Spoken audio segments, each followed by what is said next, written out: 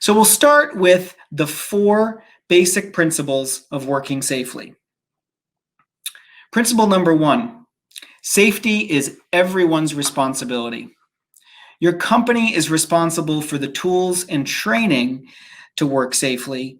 You are responsible for putting it all into practice and developing safe work habits. No one person can constantly watch, guide, and instruct you. Principle number 2, see something, say something. Report anything you think is unsafe, damaged, or defective to your supervisor. If you see someone being unsafe in their actions, speak up. Principle number 3, practice situation awareness. Scan your environment continuously as you work for potential hazards. Focus on what's in front of and around you. This can be especially hard to do as we are often distracted. What'll I make for dinner tonight? What are my plans for this weekend?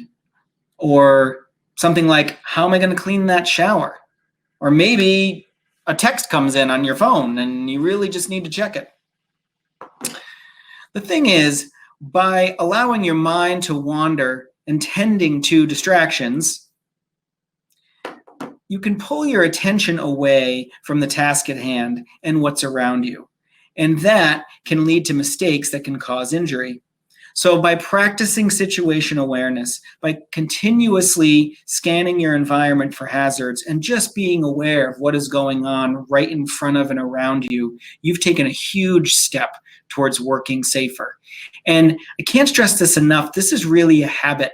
You have to develop this over time, and you have to have that professional commitment to really practicing this habit of situation awareness, because it's not something that you're necessarily used to in your everyday life.